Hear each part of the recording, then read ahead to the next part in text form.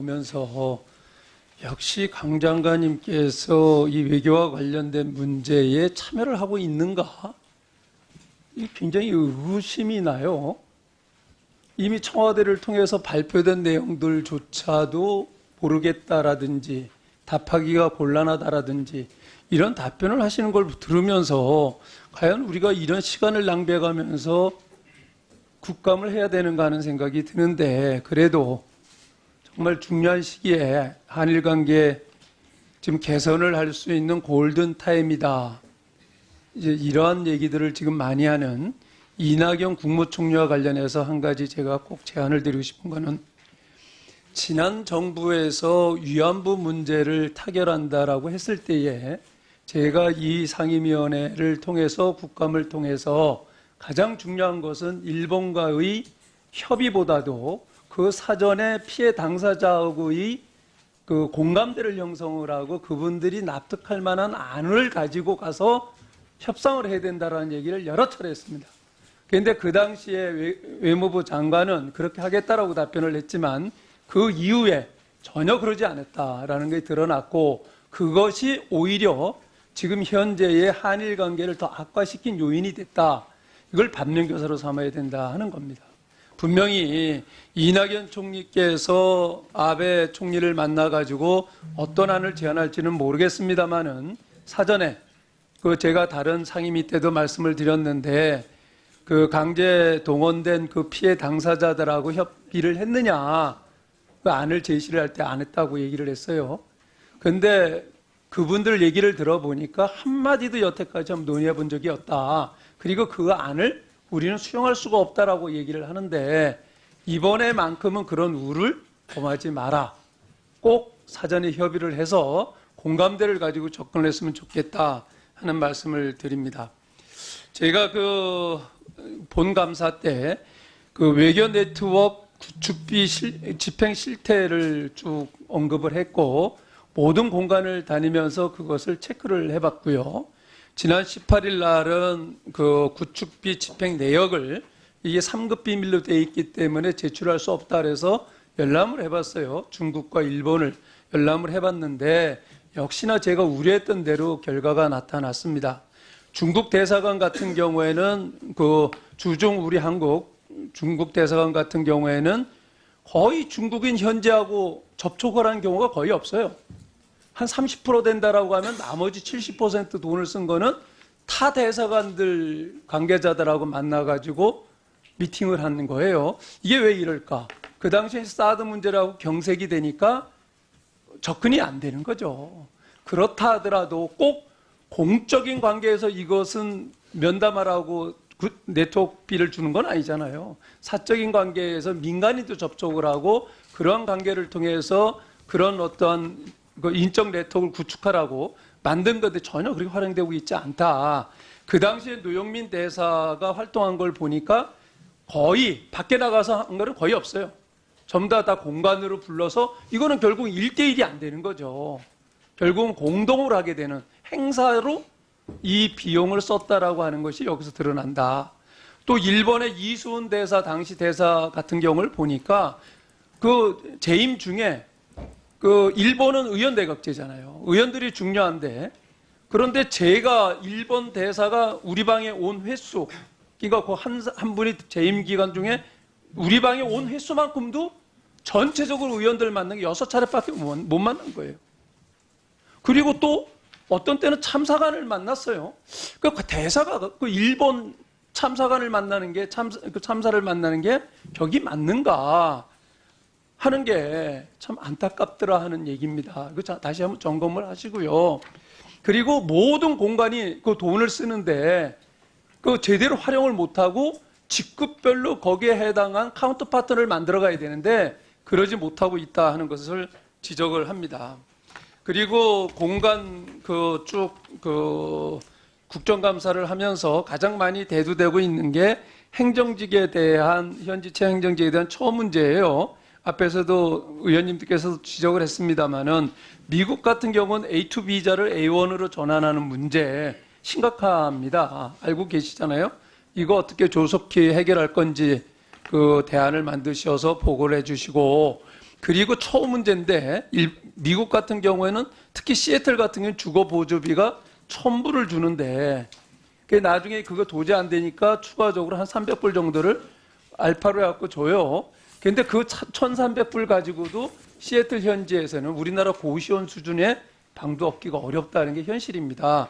그래서 이러한 부분들을 어떻게 개선할 건가 하는 부분. 그리고 이제 아틀란타나 멕시코나 이런 데 보면은 영서 업무가 폭증을 하고 있는데 그 직원 그 증언이 전혀 안 되고 있다 하는 문제 제기들이 있었고요. 그 다음에 이제 한글학교 또 우리 동료 의원님들께서도 지적을 했습니다만은 가는 곳마다 한글학교와 관련해서 그 민원이 많이 있습니다. 이 한글학교와 운영과 관련해 갖고는 전체적으로 한번 점검을 해보십시오. 점검을 하셔서 지원 원칙, 교사 자격, 그 교사들에 대한 재교육, 교재, 시설 이러한 부분에 대한 어떤 원칙을 만들 것인지 하는 부분에 대해서 그 방안을 마련을 하셔서 이건 제가 보기에는 TF팀을 만드셔가지고요. 제 경험을 통해서 보면 옛날에 현지인을 상대로 한 한글 교육에 있어갖고 교재도 들쭉날쭉, 그 교사도 그 강사도 들쭉날쭉 그래갖고 정리를 했던 게 세종학당으로 정리를 했던 경험이 있습니다. 그걸 한번 벤치마킹을 한번 해보세요. 그렇게 되면 한글 학교도 좋은 결과를 가져오지 않을까 하는 생각을 갖습니다. 그리고 겸임 대사를 하는 그 대사가 지금 몇 분이나 돼요? 한번 지금 정확하게 안 되나요? 예, 근데 그 저희가 도미니카 공화국 그 감사를 나갔는데 도미니카 공화국은 그 나라는 작지만 5개국을 겸임하는 거 알고 계시죠? 네. 다 섬나라고. 네. 그런 상황에서 어처구니 없는 얘기를 들었어요. 주시죠.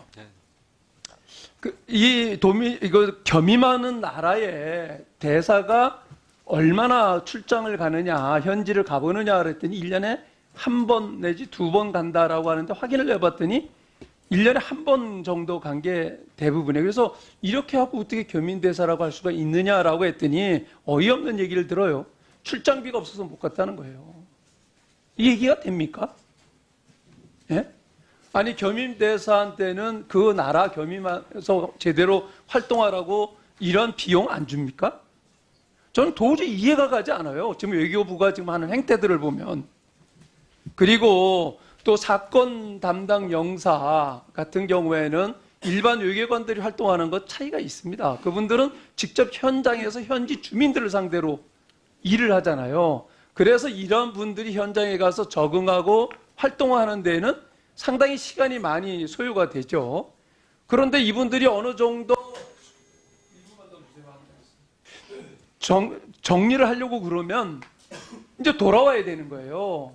그러니까 제대로 활용을 못하고 그동안 구축한 네트워크도 활용이 안 되고 그러다 보니까 새로운 현재 적응이 안 돼 있는 사람들이 가갖고 일을 맡다 보니까 멕시코 지난 양현종 씨 같은 사건도 발생을 하게 되는 요인이 되더라고요. 그래서 본인만 동의를 한다라고 하면 그 지금 3년으로 돼 있죠? 그것을 연장 근무할 수 있게 5년까지 해서 그동안 구축해놓은 네트워크라든가 활용을 해서 제대로 일을 할 수 있도록 그것도 한번 고려를 해보시기 바랍니다. 그리고 뉴욕 총영사관을 갔는데 뉴욕 그 한인의 그 학부모 협회가 중심이 돼서 그동안 동해 그 동시 표기하는 문제 열심히 해가지고 지금 이것이 성사가 됐잖아요. 근데 이 이후에 그걸 누가 했느냐 하는 문제를 가지고 거기에서 갈등들이 있어요. 근데 이 부분은 정확하게 파악을 하셔서 그 해당 단체, 해당 자들한테는 그 공로에 대한 그 포상을 하는 것도 그분들의 노고 앞으로도 한인 사회에 그 이런 관련된 노력을 하는데도 도움이 될 거다. 그래서 정확하게 파악을 하셔서 어떤 계기에 이분들에 대한 포상도 한번 고려를 해주시기 바랍니다. 예, 잠깐 말씀 좀 드리겠습니다. 뭐 여러 가지 지적상 그 다 굉장히 그 외교부의 그 업무 효율성 증진을 위해서 다 좋은 제안이시라고 생각이 됩니다. 어떤 것이 가능하고 즉각 이행이 가능한지 검토를 해서 가능한 부분부터 이행에 옮기도록 하겠습니다. 그 행정원들의 처우가 늘 문제가 되고 있습니다. 아직까지 그 현지 행정원들의 그 주거 보조비 있어서나 뭐 의료 지원비에 있어서 많이 부족한 점이 있습니다만 예산이 허용하는 범위 내에서 매년 좀 개선을 하고 있고 또 제도적으로 어떤 부분들을 개선할 수 있는지 그런 그 제도적인 부분들도 계속 짚어 나가고 있습니다. 그 외교 구축비, 네트워크 구축비 사용과 관련해서는 좋은 지적을 해주셨습니다. 다만 그 구축비 사용은 그 현지의 상황 또 현지의 그런 그 이 어떤 문화 업무 행태에 많이 그 용도가 좌우가 되고요. 또 기본적으로 그 외교 네트워크 구축비 사용 없이 그런 공식 면담이나 이런 그 이 인적 관계 또 소통을 통해서도 그런 그 외교 활동이 진행이 되고 있다고 말씀을 드리겠습니다. 네.